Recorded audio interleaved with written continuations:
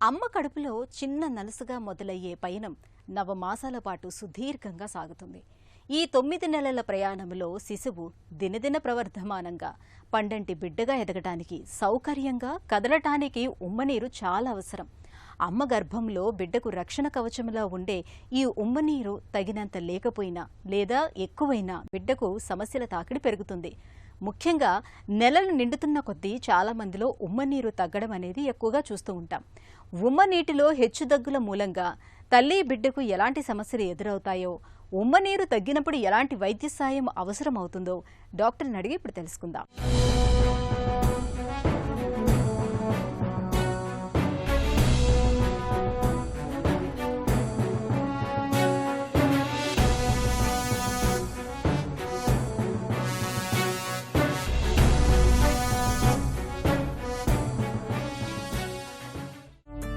గర్భంలో ఉమ్మనీటికి ఉన్న ప్రాధాన్యం ఏంటి? ఈ ఉమ్మనీరు వల్ల బేబీకి చాలా ఉపయోగాలు ఉన్నాయి.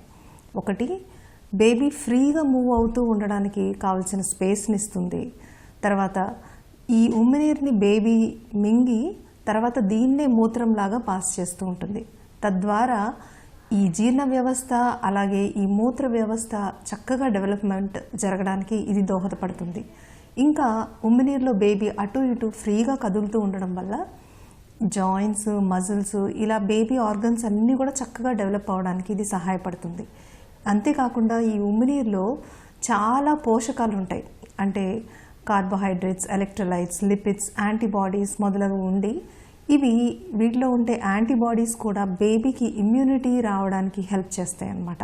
మదర్ నుంచి బేబీకి బొడ్డుతాడు ద్వారా ఆక్సిజన్, పోషకాలు అన్నీ అందుతూ ఉంటాయి. ఈ బొడ్డుతాడు నలగకుండా ఇది ప్రొటెక్షన్ ఇస్తుంది ఉమ్మనీరు. ఉమ్మనీరు హెచ్చుతగ్గులకు కారణాలేంటి? ఉమ్మనీరు పెరగడానికి కొన్ని కారణాలు ఉన్నాయి, అలాగే తగ్గడానికి కొన్ని కారణాలు ఉన్నాయి. ముందుగా ఉమ్మనీరు ఎందుకు పెరుగుతుంది అనే కారణాలను కనుక చూస్తే దాంట్లో ప్లాసెంటల్ కాజెస్, మెటర్నల్ కాజెస్, అలాగే ఫీటల్ కాజెస్ అంటే మాయ, తల్లికి సంబంధించిన కారకాలు, అలాగే శిశువుకు సంబంధించిన కారకాలు ఉంటాయి. ఈ పెరుగుదల అనేది మాయలో ఒక్కొక్కసారి కొరియాంజియోమా అనే కండిషన్ ఉండడం వల్ల కూడా ఉమ్మనీరు ఉత్పత్తి అనేది పెరుగుతుంది. అలాగే బేబీలో ఈ జీర్ణ వ్యవస్థ అనేది ప్రాబ్లమాటిక్గా ఉన్న, అంటే ఈసోఫేజియల్ ఎట్రీజియా, డ్యూడినల్ ఎట్రీజియా ఇలాంటి కండిషన్స్ ఉన్నప్పుడు కూడా ఉమ్మనీరు పెరుగుతుంది. ఇంకా అలాగే బేబీలో కొన్ని రకాల ఇన్ఫెక్షన్స్, అంటే టార్చ్ ఇన్ఫెక్షన్స్ అంటారు, toxoplasma virus are parvo virus, rubella virus ఇలాంటి ఇన్ఫెక్షన్స్ ఉన్నా, తర్వాత హైడ్రాప్స్ ఫీటాలిస్ అనే కండిషన్ ఉన్నా కొన్నిసార్లు బేబీలో ఉమ్మనీరు పెరగవచ్చు. అలాగే తల్లిలో ముఖ్యంగా డయాబెటీస్ ఉన్న స్త్రీలలో ఈ ఉమ్మనీరు ఉత్పత్తి అనేది ఎక్కువ అవుతుంది. యాక్చువల్గా ఈ ఉమ్మనీరు వ్యవస్థను కనుక చూసినట్లయితే బేబీ ఉమ్మనీరుని మింగుతుంది, అలాగే ఉమ్మనీరుని మూత్రం ద్వారా విసర్జిస్తుంది. సో ఇది ఒక బ్యాలెన్స్లో ఉండడం వల్ల ఉమ్మనీరు లెవెల్స్ అనేవి సరైన స్థాయిలో మెయింటైన్ అవుతూ ఉంటాయి. అలా కాకుండా ఉమ్మనీరు ఉత్పత్తిలో కానీ లేదా క్లియరెన్స్లో కానీ అసమతుల్యత ఏర్పడినప్పుడు హెచ్చుతగ్గులు అనేవి ఏర్పడుతూ ఉంటాయి.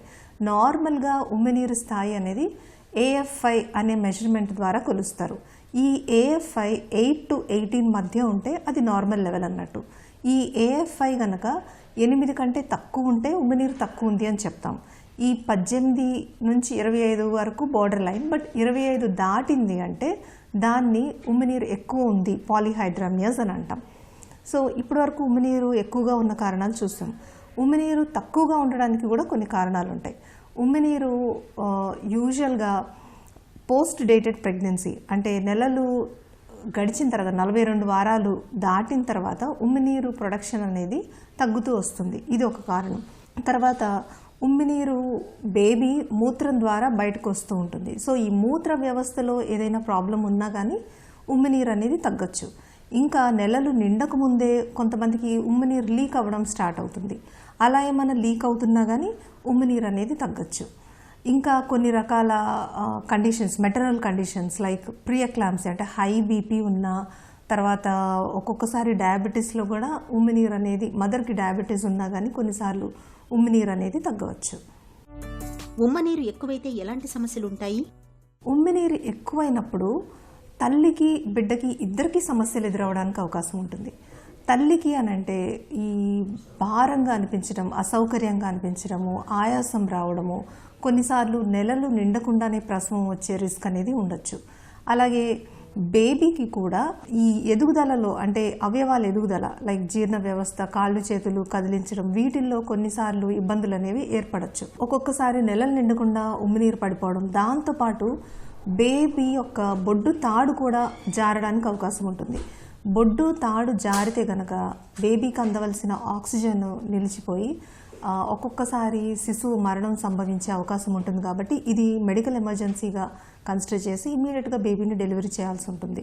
అలాగే బేబీ జీర్ణ వ్యవస్థ ఒక్కొక్కసారి ప్రాబ్లమాటిక్గా ఉండడం మూలాన ఒక్కొక్కసారి నెలలు నిండకుండా బేబీ ప్రసవం అవ్వడము, అండ్ డెలివరీ అయిన తర్వాత ఉమ్మినీరు ఎక్కువ ఉన్న వాళ్ళల్లో బ్లీడింగ్ అవ్వడానికి కూడా ఎక్కువ అవకాశాలు ఉంటాయి.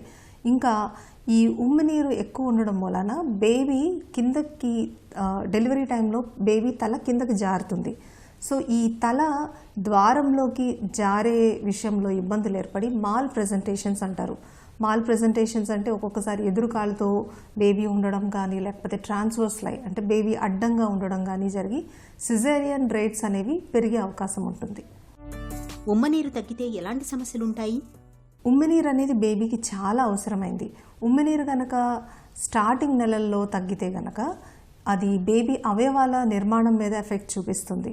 అప్పుడు బేబీ లిమ్స్ కంట్రాక్ట్ అయిపోయి కుంచించిపోయినట్టు అయిపోయి కంట్రాక్చర్స్ అనేవి ఏర్పడచ్చు. ఇంకా కొన్నిసార్లు నెలలు నిండే టైంకి బేబీ ఉమ్మినీరు తగ్గినప్పుడు బొడ్డు తాడు నలిగిపోవడానికి, దానివల్ల మెకోనియం అంటే బేబీ కడుపులో ఉండగానే మోషన్ పాస్ చేసే అవకాశాలు ఉండొచ్చు. ఈ మోషన్ కనుక బేబీ పీల్చినా, తాగినా, లేకపోతే ఉమ్మినీరు ఊపిరితిత్తుల్లోకి వెళ్ళినా ఇది చాలా సీరియస్ కండిషన్ లాగా పరిగణిస్తాం. ఉమ్మనీరు తగ్గితే వెంటనే కాన్పు చేయాలా? ఉమ్మినీరు ఏ టైంలో తగ్గింది అనే దాని మీద డిపెండ్ అయి ఉంటుంది. 9వ నెల వచ్చిన తర్వాత ఉమ్మినీరు తగ్గి బేబీ మూమెంట్స్, హార్ట్ రేట్ అంతా బాగానే ఉంటే కనుక టైం టు టైం మనము మానిటర్ చేసుకుంటూ, అంటే బేబీ హార్ట్ రేట్ని, తర్వాత నొప్పులు కనుక స్టార్ట్ అవ్వకపోతే మనం నొప్పులు స్టార్ట్ చేసేటట్టుగా చేయవచ్చు, ద్వారం కనుక సరిపడినంత ఉంటే. సో 24 అవర్స్ లోపల ఉమ్మినీరు పడిన 24 అవర్స్ తర్వాత డెలివరీ అయితే తల్లి బిడ్డకి ఇన్ఫెక్షన్ రిస్క్ అనేది తగ్గుతుంది. అలా కాకుండా ఒకవేళ ఉమ్మినీరు తక్కువయ్యి బొడ్డు తాడు నలి అంటే కంప్రెస్ అయ్యి ఉమ్మినీరులోనే బేబీ మోషన్ పాస్ చేసేసి ఆ ఉమ్మినీరు కలర్ చేంజ్ అయిపోతే కనుక అప్పుడు మాత్రం బేబీని ఇమీడియట్గా డెలివరీ చేయాల్సి వస్తుంది. ఉమ్మనీరు హెచ్చుతగ్గులకు ఎలాంటి చికిత్స తీసుకోవాలి?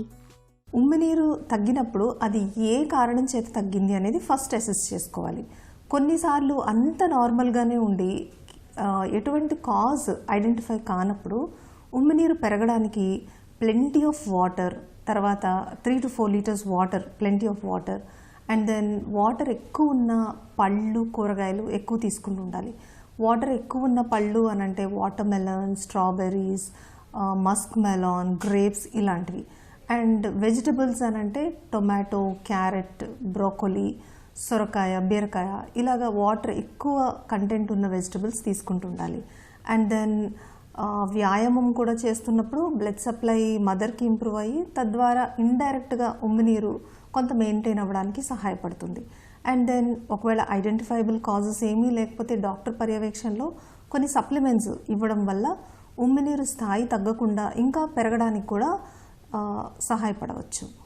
అండ్ ఉమ్మినీరు కనుక ఒకవేళ పెరిగినప్పుడు బేబీలో ఎటువంటి అబ్నార్మాలిటీస్ లేకుండా, ఎటువంటి ఐడెంటిఫైబుల్ కాజెస్ లేకుండా ఉండి తల్లికి కనుక ఎటువంటి ఇబ్బంది లేకుండా ఉన్నట్లయితే అబ్జర్వేషన్లోనే ఉంచవచ్చు. టైం టు టైం అంటే 2 or 3 వీక్స్కి ఒకసారి అల్ట్రాసౌండ్ స్కాన్ చేసుకుంటూ మానిటర్ చేసుకుంటూ ఉండడము. అండ్ ఇన్ కేస్ ఒకవేళ తల్లికి దానివల్ల ఉమ్మినీరు ఎక్కువ ఉండడం మూలన ఎక్కువ ఇబ్బంది, ఆయాసము ఇలాంటివి వస్తున్నప్పుడు ఉమ్మినీరు కొంతవరకు తగ్గించడానికి కొన్ని మెడిసిన్స్ ఉంటాయి. అయితే ఈ మెడిసిన్స్ కేవలం గైనకాలజిస్ట్ సూపర్విజన్లో మాత్రమే వాడాలి.